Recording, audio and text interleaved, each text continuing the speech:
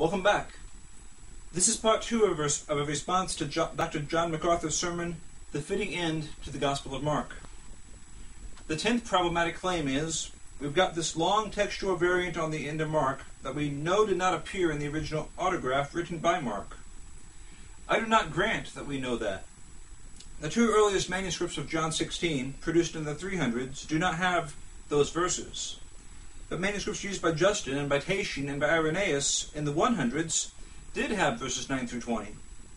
The author of another 2nd century text, the Epistula Apostolorum, was probably aware of these verses as well. But to keep the focus on Dr. MacArthur's comments, I won't go into detail about that. Patristic citations from verses 9 through 20 come from one end of the Roman Empire to the other, and some of those citations are over a century earlier than the earliest evidence for any other reading. How can Dr. MacArthur say that he knows that all those writers were using the wrong text?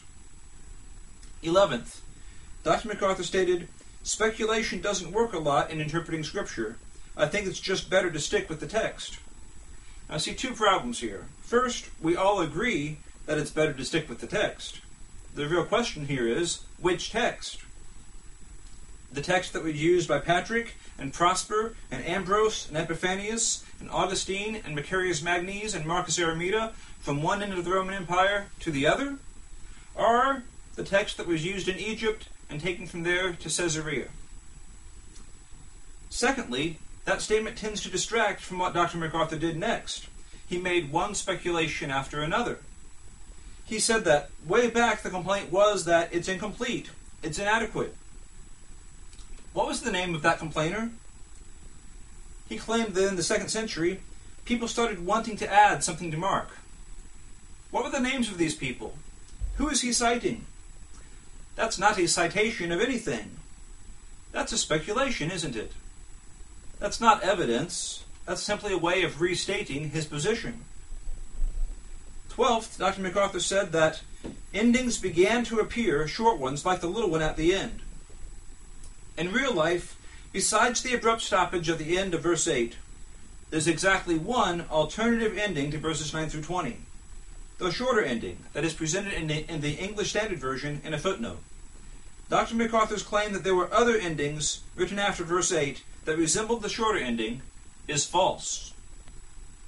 13th, he said that Sinaiticus and Vaticanus both end at verse 8, as do the other ancient manuscripts.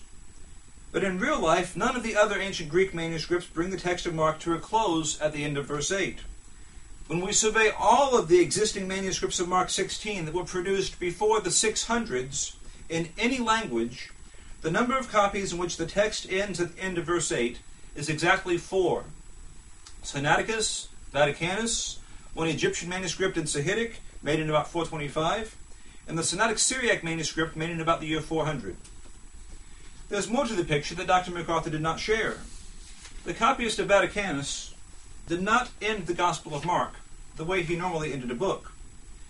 After the last words of Mark 16:8, on the 31st line of the second 42-line column on a 3-column page, Vaticanus displays the closing title of the book, and the rest of the column is blank. In the New Testament, this copyist always started books at the top of a column right after the end of the previous book. So it's merely incidental to have leftover space below the end of a book. But the 3rd column on this page, where we would expect to see the beginning of Luke, if the copyist had followed his normal procedure, is entirely blank. In the Old Testament, there are 3 blank spaces. One occurs after Daniel, but that's easily explained because in Vaticanus, Daniel's the last book of the Old Testament. Matthew would start on a fresh sheet of parchment, and so what we have there after Daniel is simply leftover space. Another blank space appears between the end of the book of 2nd Esdras and the beginning of the book of Psalms. That blank space is the effect of a change of format in the text.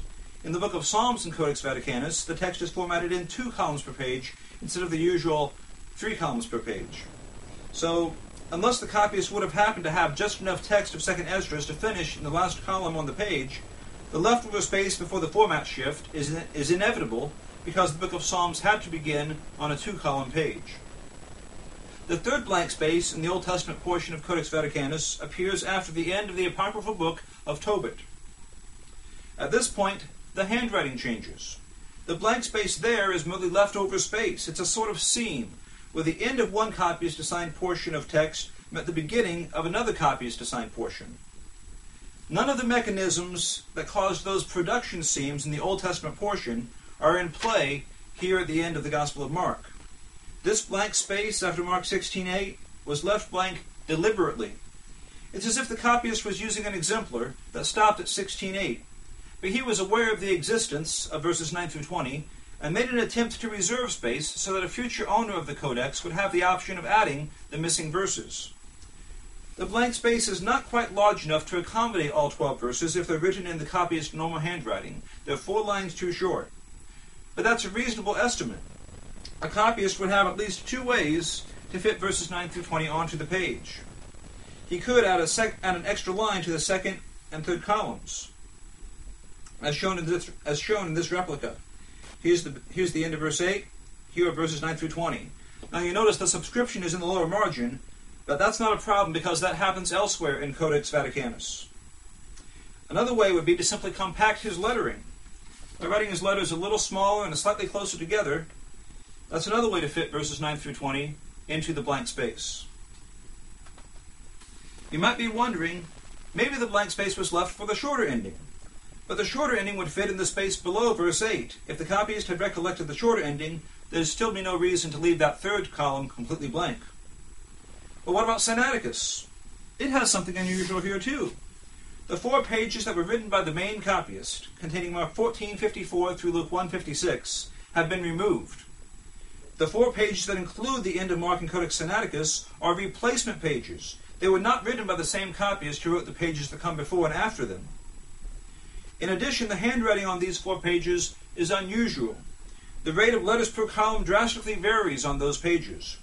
As you can see in this replica of the last 2 columns of Mark, the copyist had to stretch out his lettering in the second to last column of Mark in order to have some text to place in the next column. Otherwise, this column would have been blank. In addition, the handwriting on these 4 pages is very similar to the handwriting of one of the copyists who made Codex Vaticanus. Dr. J.K. Elliott recently affirmed that Scribe D of Sinaiticus, the one who made those replacement pages, was also very likely to have been one of 2 scribes of Codex Vaticanus. So harbor no illusions that Vaticanus and Sinaiticus are 2 independent documents as far as the ending of Mark is concerned. They share a very close historical relationship. When listeners are only told that Vaticanus and Sinaiticus end the text of Mark at 16:8, without being told, for some reason, that Vaticanus has a deliberately placed blank space there, and without being told that Mark 16 is on a replacement page in Sinaiticus, they're prevented from seeing important parts of the picture. More could be said about the uniquely emphatic decorative design in Codex Sinaiticus at the end of Mark. But let's get back to Dr. MacArthur's comments. 14th, he mentioned Eusebius and Jerome and asked, did they know those other endings existed? He then answered, yes, they did. They knew they existed. They both knew Mark 16:9 through 20. Jerome included it in 383 when he made the Vulgate Gospels. Eusebius, around 325, in a letter to Marinus, said that a person could say that this passage was not in every copy, or that it was not in some copies, or that it was not in most copies, or that it was not in the accurate copies. And he said that a person could propose that for that reason, and because it posed a difficulty, it should be rejected. But then he recommended to Marinus that he keep the passage and remove the difficulty by harmonizing Mark 16:9 with Matthew 28:1, by punctuating 16:9 a certain way. Jerome's comments are dependent upon those of Eusebius. The statement about Greek manuscripts that's often attributed to Jerome is located in his spontaneously dictated Latin abridgment of part of Eusebius's earlier Greek composition to Marinus. Neither Eusebius nor Jerome expresses any awareness whatsoever of other endings written after verse 8. The claim that Eusebius and Jerome knew the shorter ending is false. 15th, he said, in the 2nd century, Justin Martyr and Tatian knew about other endings. Irenaeus is in 150 to 200, he knows about this long ending because he quotes verse 19 from it. They knew these endings existed. They did not just know about verses 9 through 20, they treated those 12 verses as the inspired Word of God. As for the shorter ending, though, or any other ending other than Mark 16, 9 through 20, It is not true that they show any awareness of them. 16th, Dr. MacArthur said, Eusebius says the Greek manuscripts do not include these endings, ... the originals. Eusebius did not mention these endings, and he did not refer to the originals. He shows no awareness of the shorter ending. Some of his copies had the abrupt ending at the end of verse 16:8, and some included verses 9 through 20. Further along in his letter to Marinus, he stated that some copies of Mark mention that Jesus cast out 7 demons from Mary Magdalene, a point stated in Mark 16, verse 9.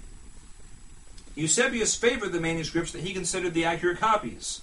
The copies descended from the copies produced by his predecessors, Pamphilus and Pierius and Origen, copies that ended at verse 8.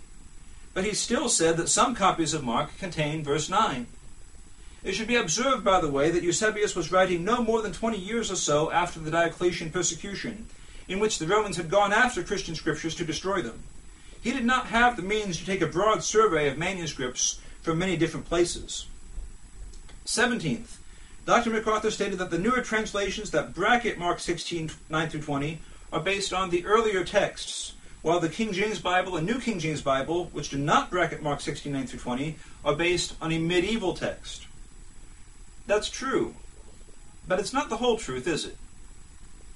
In the Gospels, the Textus Receptus, the base text of the New Testament in the King James Version and the New King James Version, is very similar to the Byzantine text.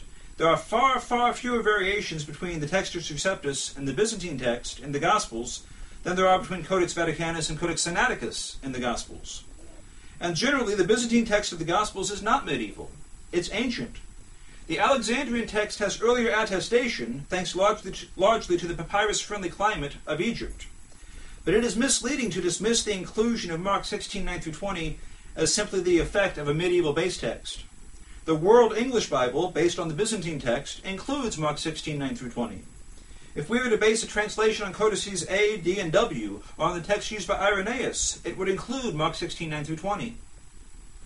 18th, Dr. MacArthur stated, there are some other endings floating around too, by the way, some others that you don't need to know about. I think I know what he means, but it's not what he said. He may be referring to an interpolation that appears in Codex W between verse 14 and verse 15. And he may be thinking about copies in which the shorter ending appears between verse 8 and verse 9. But those are not other endings. They involve verses 9 through 20. They are not other endings any more than a picture of Mr. Smith is a picture of someone else if there's also a dog in the picture. The analysis focusing on the internal evidence will continue in Part 3.